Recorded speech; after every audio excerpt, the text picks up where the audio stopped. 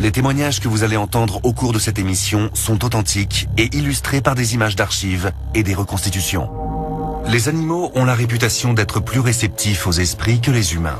Ils seraient très souvent les témoins de phénomènes paranormaux. Un soir, je suis descendue à la cave. C'est l'un des endroits les plus effrayants que je connaisse. C'est rempli de chaînes rouillées, de toiles d'araignées. On se croirait dans un film d'horreur.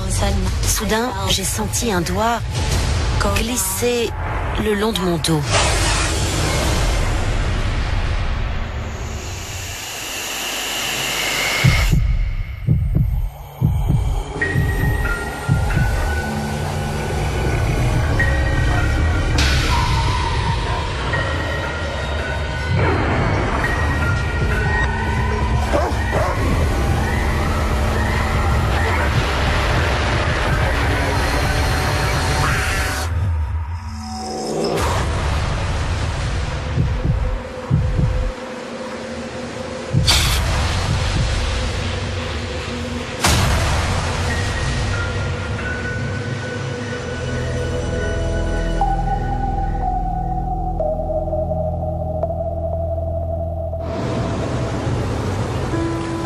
Tout a commencé à Saranac Lake, dans l'État de New York, une petite ville paisible située au cœur du massif des Adirondacks, particulièrement prisée des citadins en mal de nature. Je m'appelle Mike et je vis à Saranac Lake, sur la côte est des États-Unis. À la base, je viens de New York. Mon épouse Jennifer est la plus merveilleuse des femmes. Mike est un homme exceptionnel. Il a la tête sur les épaules. Il est ambitieux. C'est son côté new-yorkais.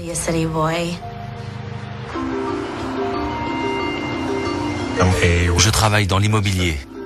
J'achète des maisons que je retape ou des terrains pour les revendre. J'ai découvert Saranac Lake en vacances et j'ai eu le coup de foudre. C'est une petite ville très pittoresque, avec ses montagnes, son lac, ses petites boutiques. Je me suis dit, si tu arrives à gagner autant d'argent ici qu'à New York, alors t'auras tout gagné. Mike s'est installé à Saranac Lake il y a maintenant une dizaine d'années. Quand je suis arrivé, je rêvais d'acheter une grande propriété dans le coin. Et il y en avait justement une à vendre. Elle était quasiment à l'abandon. Il fallait tout refaire. Autrement dit, elle était parfaite pour moi. Une grande maison pas trop chère, dans laquelle on pouvait facilement créer plusieurs logements locatifs. Je n'ai pas hésité une seconde. J'ai donné mon préavis pour l'appartement que je louais en ville et j'ai déménagé.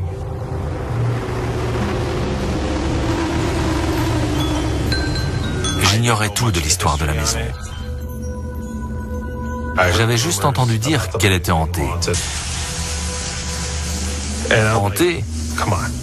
Autant dire que ça me faisait marrer. Ça allait sûrement pas m'empêcher de l'acheter. Quelques mois plus tard, Mike passe une annonce pour louer son premier appartement. Il fait alors la connaissance de Jen.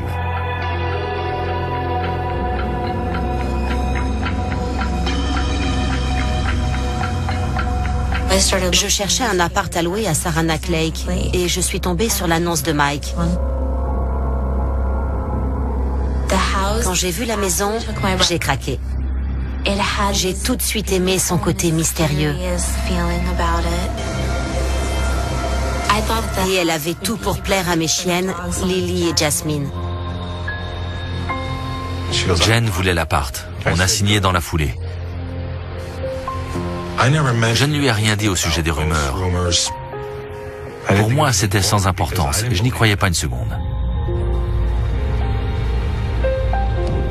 Jen emménage quelques jours plus tard.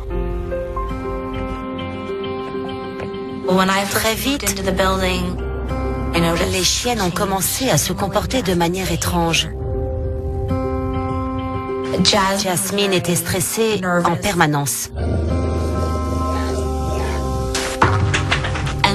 Lily, elle, était très agressive. Jasmine refusait carrément d'entrer dans ma chambre. Et Lily aboyait régulièrement dans le vide. C'était assez déroutant. Elles avaient l'air malheureuses dans leur nouvelle maison et ça me faisait de la peine pour elles. Sur le moment, je n'ai pas jugé utile d'en parler à qui que ce soit. Je pensais que ça finirait par passer avec le temps. Le malaise qu'éprouvent Jen et ses deux compagnes s'accentue de jour en jour. Peu de temps après avoir emménagé, j'ai commencé à ressentir des ondes négatives dans l'appartement.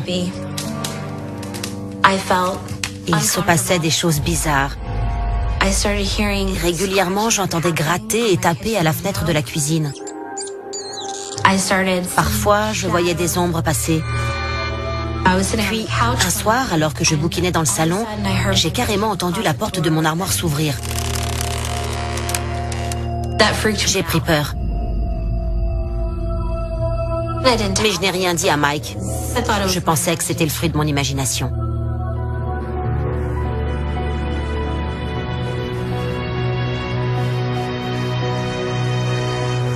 À l'époque, je vivais dans l'appartement d'en face. On a rapidement sympathisé. Et puis, de fil en aiguille, On était faits l'un pour l'autre. Quand on rencontre la bonne personne, on le sait tout de suite. Mike et Jen se marient quelques mois plus tard. Ensemble, ils entreprennent alors de rénover les autres appartements.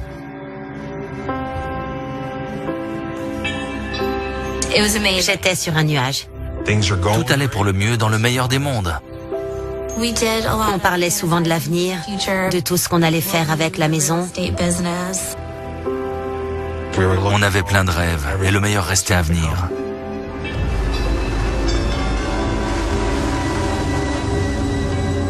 Mais un soir, tandis que Jen bricole dans l'un des appartements,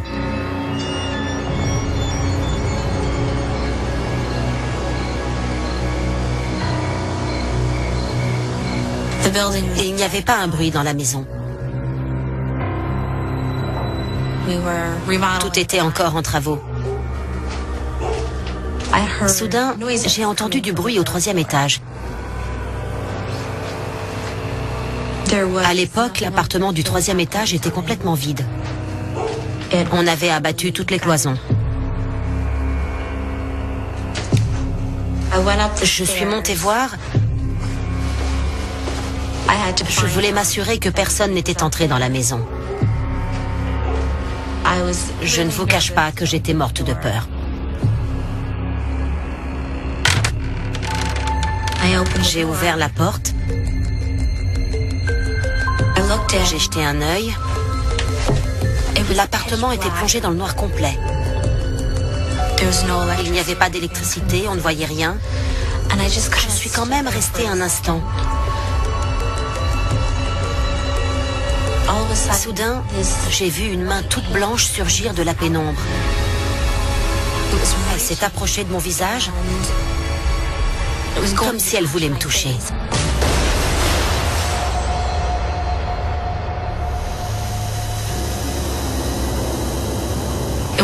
Elle n'était ni floue ni translucide. C'était la main d'un être humain. J'ai cru mourir sur place. Pile à ce moment-là, Mike a ouvert la porte. La lumière de la cage d'escalier a inondé l'appartement et il n'y avait personne dedans. Dieu sait ce qui serait arrivé si Mike n'était pas intervenu.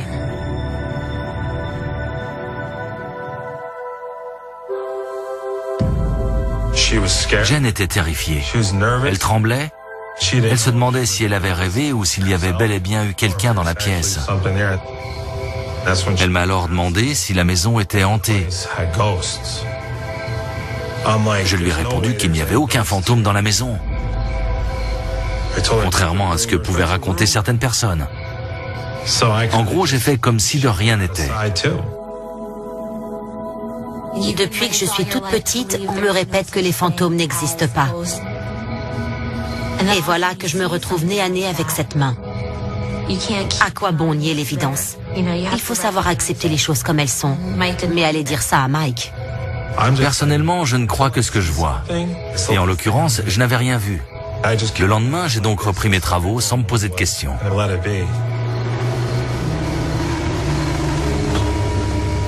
nouveaux locataires sont sur le point d'emménager. Mike doit donc se dépêcher de finir les rénovations. Il me restait encore toute la cuisine du premier à aménager. Et je ne disposais que de quelques jours. Je me suis donc enfermé dans l'appartement pour finir les travaux. J'étais en train de découper des plaques de contreplaqué à la scie circulaire quand soudain, Jasmine s'est mise à aboyer à plein poumon. Puis elle a jeté un œil derrière elle et elle s'est remise à aboyer en montrant les dents. Je me suis relevé, mais il n'y avait personne dans l'appartement. Et puis soudain, j'ai eu l'impression qu'on m'observait. J'ai tourné la tête et là, j'ai vu une petite fille passer devant moi. Elle s'est retournée et elle m'a regardé droit dans les yeux, à travers la porte vitrée. Je distinguais nettement ses cheveux, sa tête, son corps. Par contre, elle n'avait pas d'yeux. Juste 2 trous noirs. J'ai fait un pas en avant et là, elle a disparu. J'ai reposé ma scie, j'ai filé chez moi et je me suis assis sur le canapé. J'avais besoin de reprendre mon souffle. Que je le veuille ou non, il fallait se rendre à l'évidence. C'était un fantôme. Quand Mike m'a dit qu'il avait vu une petite fille, je me suis dit... Wow. Moi, jamais de ma vie je n'avais cru aux fantômes. Mais ce jour-là, j'ai compris que Jen disait la vérité. C'était la preuve que je n'avais pas rêvé. Il y avait des fantômes, mon imagination ne m'avait pas joué de tour. On a décidé de garder cette histoire pour nous, afin de préserver notre réputation. Je ne voulais surtout pas que ça s'ébruite. Si l'on apprenait que la maison était hantée, je risquais de tout perdre. Devant leur nouvelle locataire, Mike et Jen font tout pour garder bonne figure.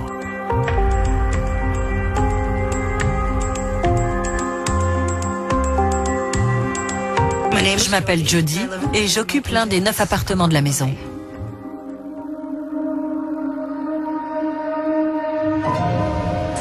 J'ai une chienne qui s'appelle Sheba. Elle est croisée berger allemand et labrador.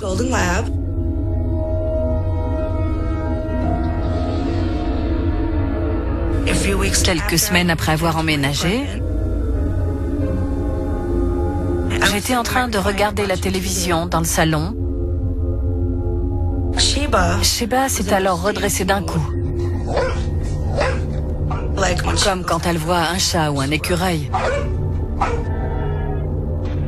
Au même moment, j'ai senti un souffle chaud sur ma nuque. Je me suis relevée d'un bond et j'ai vu une étrange forme blanchâtre flotter à travers la pièce et traverser littéralement mon canapé. Sheba l'a poursuivie jusque dans la cuisine. Et pouf, elle a disparu.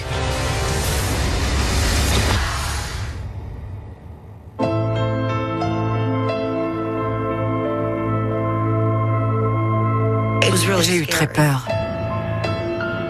Mais quand j'en ai parlé à Mike et Jen, ils n'ont pas réagi. Jody vit au premier étage. Un jour, elle est montée nous voir pour nous dire qu'elle avait vu un fantôme. On ne savait pas trop quoi lui dire pour la rassurer. On ne voulait surtout pas l'effrayer. Ça n'est arrivé qu'une seule fois. Depuis, je n'ai jamais revu de fantôme dans la maison. Je n'allais pas déménager juste pour ça. Quelques semaines plus tard, une nouvelle locataire emménage. Je m'appelle Jamie. J'ai occupé un temps l'appartement D, qui est situé au premier étage. Un jour, j'étais dans le hall, en train de faire ma lessive. Du coin de l'œil, j'ai vu apparaître une paire de jambes en haut de l'escalier.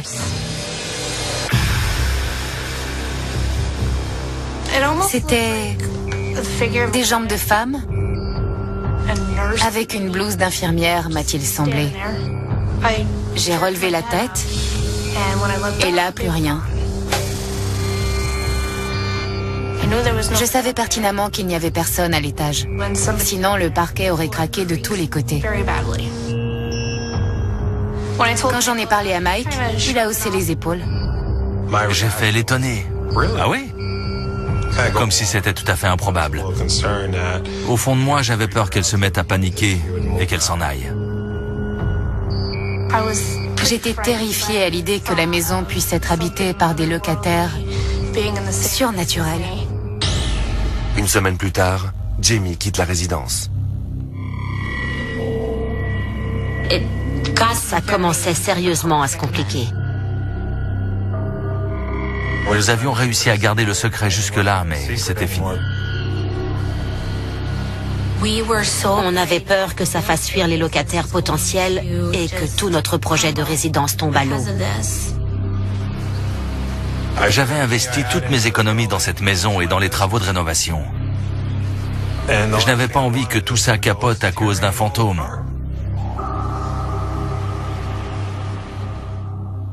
Mike et Jen décident alors de s'ouvrir à l'un de leurs voisins.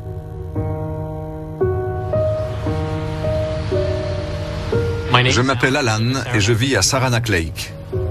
Je possède une maison en bas de la rue où vivent Jen et Mike. Ils sont venus me voir un jour car certains de leurs locataires avaient été témoins de phénomènes étranges. Alan m'a alors expliqué qu'il avait du mal à louer 2 de ses appartements parce qu'ils étaient hantés. Une de mes locataires affirme avoir été confrontée à un certain nombre de bizarreries. Ça a commencé avec ses animaux.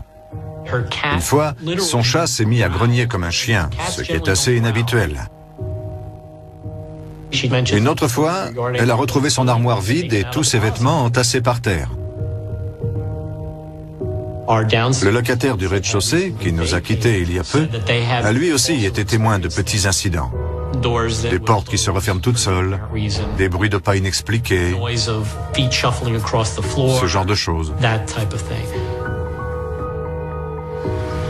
Le problème, c'est que la peur, fondée ou non, a vite fait de se propager à tous les locataires. J'ai souvent entendu dire qu'il y avait une activité paranormale assez intense à Saranac Lake et dans la région.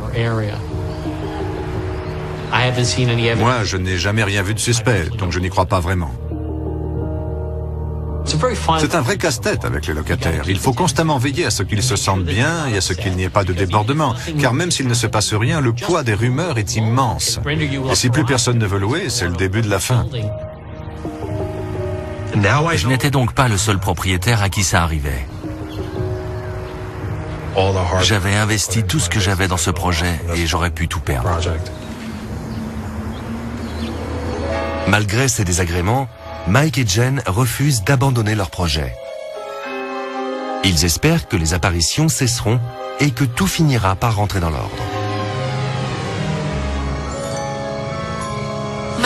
Mike travaille de nuit.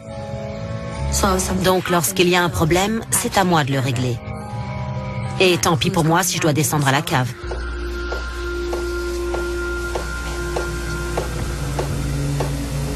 Un soir,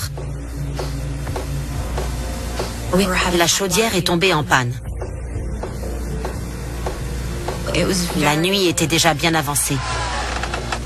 Tout le monde dormait.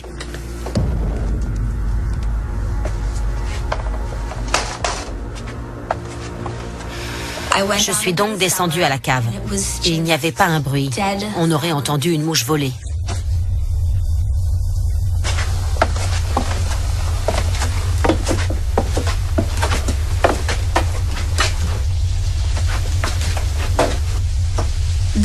La cave de notre maison est un vrai cauchemar.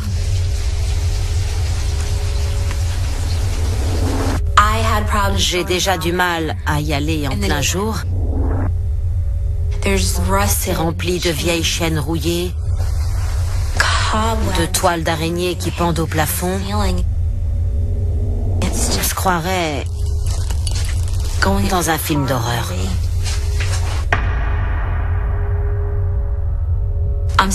J'étais en train d'examiner la chaudière pour tenter de déceler le problème. Quand soudain, j'ai senti un doigt glisser le long de mon dos.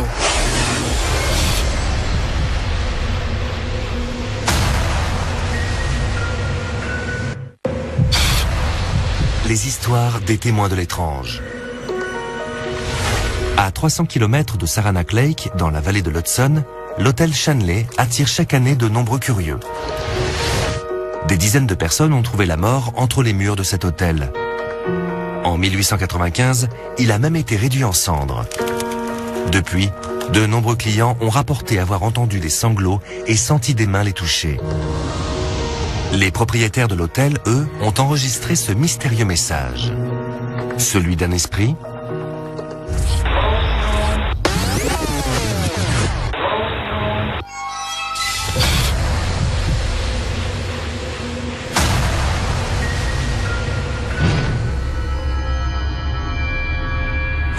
Soudain, j'ai senti un doigt glisser le long de mon dos. Et puis il s'est arrêté. J'ai sursauté et je me suis retournée, persuadée de me retrouver nez à nez avec quelqu'un. Mais il n'y avait personne derrière moi. Je suis partie. J'ai remonté les escaliers en courant.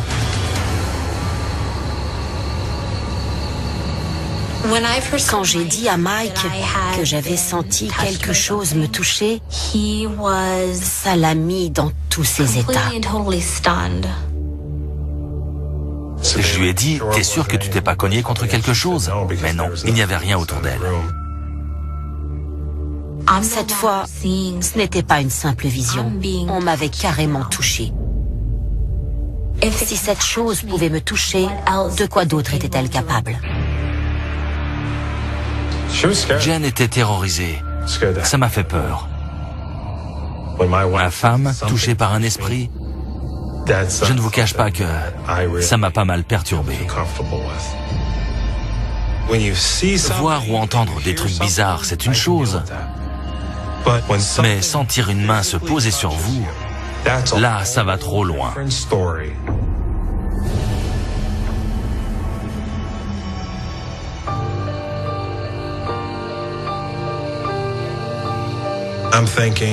Je ne savais plus quoi dire.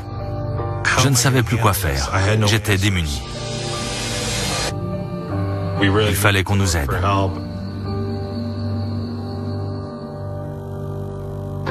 Sur les recommandations de Jody, leur locataire, Mike et Jen contactent les CEO, les chasseurs d'esprits de l'Ohio. Je m'appelle Chris, je suis le fondateur de CEO. Mon groupe a plus de 100 enquêtes à son actif. On est spécialisé dans les résidences et les lieux historiques. Mike nous a contactés car il était inquiet pour son épouse, leur chien et leur locataire. Quand Mike et Jen m'ont dit que les CEO allaient venir, ça m'a rassurée. J'ai beau être sûre de ce que j'ai vu, c'est toujours mieux d'avoir un avis extérieur.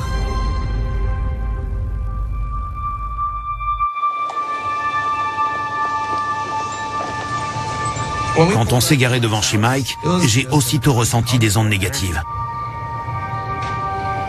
Dès notre arrivée, il était clair que quelque chose ne tournait pas rond. D'habitude, j'appréhende les enquêtes de manière tout à fait sereine.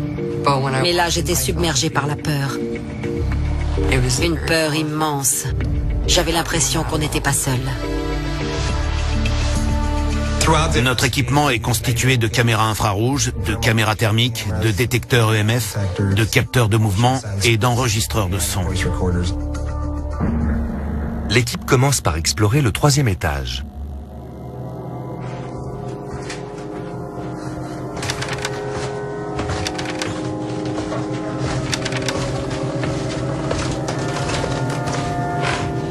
Plusieurs phénomènes s'étaient produits dans la cage d'escalier. Vu qu'il n'y a pas de fenêtre, elle était plongée dans le noir. Quand on est arrivé au 3e étage, j'avais du mal à respirer. comme si les murs se refermaient autour de moi.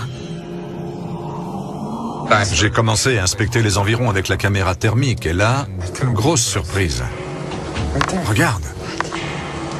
Tu vois ? Il y avait une empreinte de main sur le mur. La caméra thermique permet de faire la distinction entre les zones chaudes et les zones froides. Quelqu'un venait juste d'apposer sa main sur le mur. Regarde. Je ne vous cache pas que c'est assez perturbant.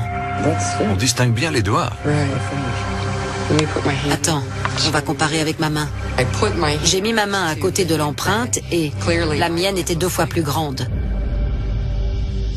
L'empreinte provenait donc d'une main d'enfant. Et puis, elle a commencé à s'estomper jusqu'à complètement disparaître. On ne voit presque plus rien. Ce type de marque finit toujours par disparaître au bout de quelques minutes.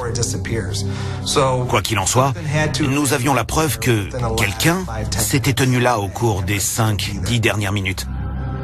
Or, nous avions fait évacuer la résidence et il n'y avait que nous à l'intérieur. Ils ont parlé d'une petite fille. Mike disait avoir vu une fillette. Jen, une main blanchâtre. Et voilà qu'on tombe sur l'empreinte d'une petite main. Tous recoupés. Grâce à notre caméra thermique, on tenait enfin une preuve, et non des moindres. Cette empreinte validait mon témoignage et celui de Jen à propos du doigt le long de son dos dans la cave. Tout coïncidait. L'équipe poursuit son enquête à la cave.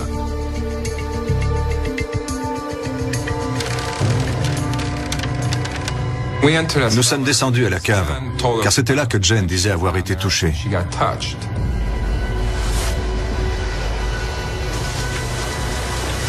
On a sorti nos capteurs de mouvement. Ils sont d'une précision redoutable. Ils détectent les masses volumiques. Et s'il y a la moindre variation, ils l'enregistrent. On a commencé à poser des questions. Quel âge avais-tu quand tu es morte? C'est toi qui as touché Jen? C'est toi qui as fait glisser ton doigt le long de son dos?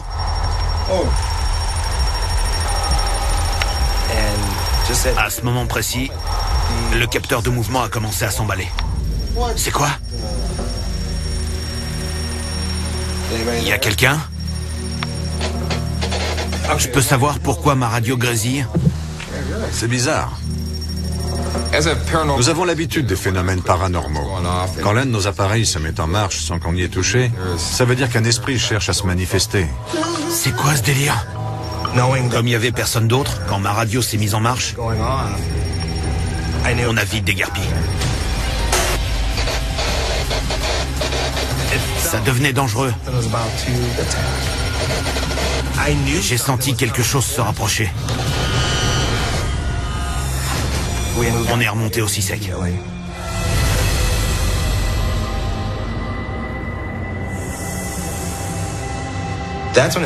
Tout ça n'était pas...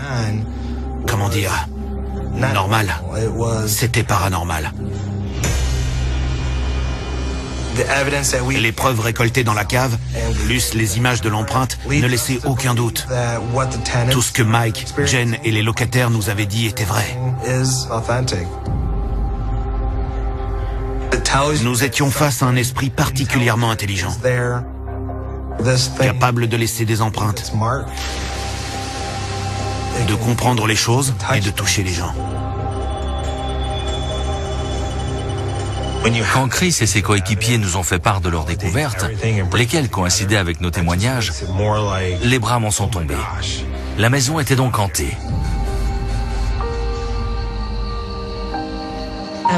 J'étais inquiète pour Lily et Jasmine. Chris m'a donc donné des médailles de Sainte-Bénédicte. Il m'a dit de les accrocher à leur collier. Ces médailles sont censées repousser les esprits malveillants qui tenteraient d'attaquer. C'était tout ce que je pouvais faire pour protéger les deux chiennes en notre absence, jusqu'à ce qu'on revienne. Compte tenu des découvertes que nous avions faites durant notre enquête, j'ai demandé à Mike et Jen de se renseigner sur le passé de leur maison.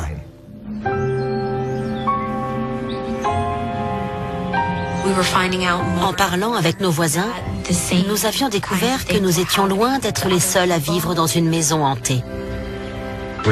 Nous avons demandé au personnel de la bibliothèque municipale de nous aider dans nos recherches. J'étais loin d'imaginer tout ça sur notre maison. Nous avons découvert qu'à l'origine, notre maison était une maison de repos réservée aux personnes qui étaient atteintes de tuberculose.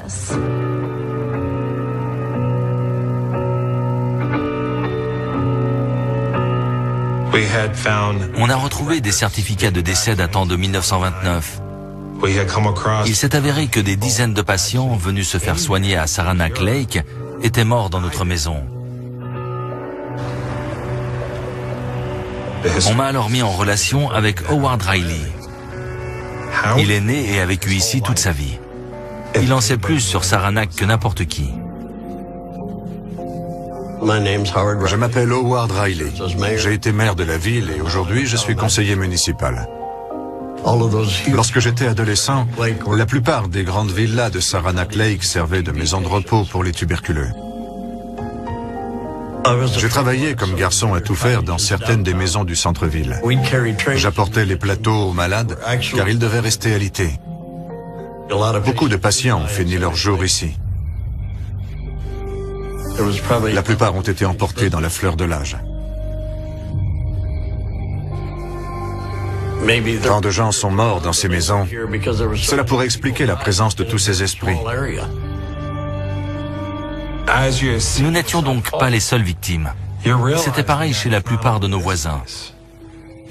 Toute la ville était touchée. Forcément, ça fait se poser des questions. Étaient-ce les esprits de tous ces patients qui arpentaient nos maisons?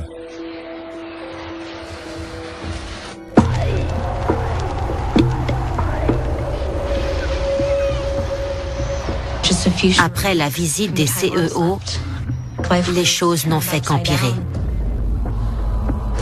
Les esprits étaient passés à la vitesse supérieure. Quand on rentrait chez nous, l'air y était si étouffant qu'on pouvait à peine respirer. On entendait taper au carreau, mais quand on ouvrait la fenêtre, rien, ni personne. On avait l'impression d'être surveillé en permanence. Un jour, j'ai retrouvé la médaille que Chris m'avait donnée pour Jasmine par terre, au beau milieu du salon. Je me suis dit que la chienne avait dû la perdre en jouant. Je ne l'avais sans doute pas très bien accrochée. J'ai donc fait très attention en la remettant. Mais le lendemain, la médaille avait disparu.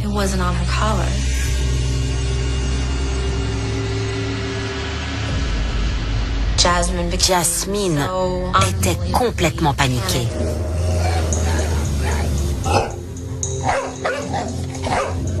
Elle passait ses journées cachée. J'ignorais de quoi elle avait peur, mais ça devenait inquiétant. Je ne sais pas qui ou quoi s'amusait à attaquer nos chiens, mais une chose est sûre, cette chose était en colère.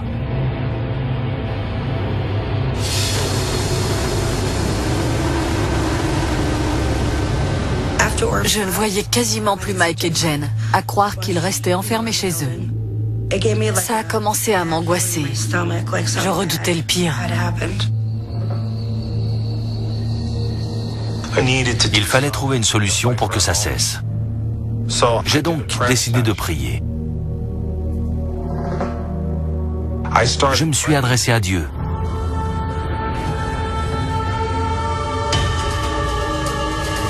Mais très vite, j'ai commencé à avoir du mal à respirer.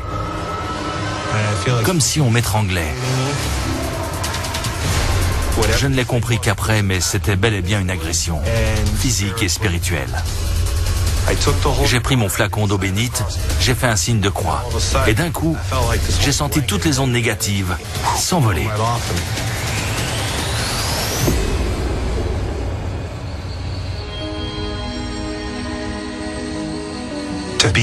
C'est terrible de se faire attaquer par une entité invisible. Ça vous retourne le cerveau, ça vous retourne le cœur, ça vous met en vrac. Quand Mike m'a dit ce qu'il avait fait, ça m'a mis hors de moi. Ce ne sont pas des choses à faire quand on n'y connaît rien. Il ne faut pas plaisanter avec les esprits, on ne sait pas ce qui peut arriver.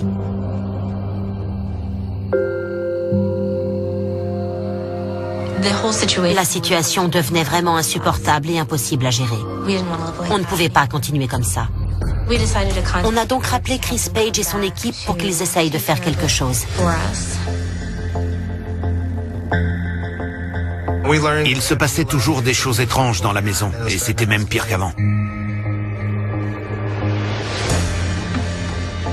Mike s'était fait attaquer pendant ses prières. Cela signifiait qu'on avait affaire à des esprits très puissants et très en colère. Des esprits qui, de toute évidence, ne voulaient pas être chassés de la maison. Il fallait être prudent. Les esprits peuvent être dangereux. Ils peuvent vous faire du mal. Il fallait trouver une solution. Il fallait intervenir, et vite. Les récentes découvertes de Mike et Jen sur le passé de la maison pourraient expliquer bien des choses. Apparemment, Mike et Jen n'étaient pas les seuls concernés. D'autres propriétaires du coin avaient également été témoins de phénomènes paranormaux. Beaucoup de personnes sont décédées prématurément à Saranac Lake. Cela explique la présence de tous ces esprits dans les maisons. Nous avons donc décidé de convier tous les habitants à une grande bénédiction, de manière à apaiser les esprits et à ramener le calme dans les chaumières.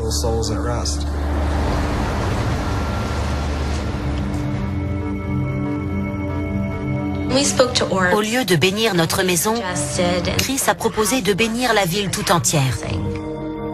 J'ai trouvé que c'était une idée formidable. Ce n'était pas en purifiant une seule maison qu'on allait résoudre le problème. Tout Saranac Lake était touché, d'où l'idée d'une cérémonie et d'une bénédiction à grande échelle pour chasser les esprits hors des maisons et de la ville par la même occasion. C'était vraiment la meilleure chose à faire. Il était temps. Un membre du clergé local a accepté de donner la bénédiction.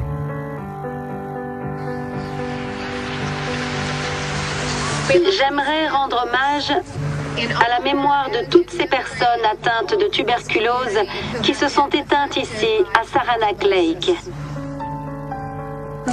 La bénédiction a eu lieu en plein air, à Riverside Park, près du lac. Ainsi qu'à toutes les personnes qui les ont accompagnés sur le chemin de la maladie. Le révérend Anne Gaillard est rattaché à la paroisse de Saint-Luc. C'est elle qui a dirigé la cérémonie. Nous avons allumé des cierges, puis elle a récité des litanies avant de donner sa bénédiction. Seigneur, nous te demandons d'accueillir à tes côtés tous ces patients emportés par la tuberculose. Howard Riley a également pris le micro. J'aimerais saluer tous les défunts, ainsi que mes concitoyens de l'époque pour leur immense générosité. Le but de cette bénédiction était de rassembler les habitants de Saranac Lake pour commémorer le passé et rendre hommage à tous ces malades qui ont fini leur jour ici. Et aussi pour accompagner les esprits égarés sur le chemin de la paix et du repos éternel. Seigneur, accorde-leur ton salut et guide-les sur la voie de ton infinie sagesse. Cette bénédiction a été un véritable succès. Elle a permis de ramener le passé dans la lumière et de resserrer les liens entre les habitants. C'était un grand moment. Chacun est reparti de là apaisé. C'était vraiment incroyable. C'était très émouvant. Et ça nous a fait à tous le plus grand bien. Ça a permis de ramener la paix à Saranac Lake. Et Quel soulagement pour tous ces gens qui souffraient en silence. Ça fait chaud au cœur. J'espère que ça va permettre aux choses de rentrer dans l'ordre et que ça va aider les esprits en colère à passer à autre chose.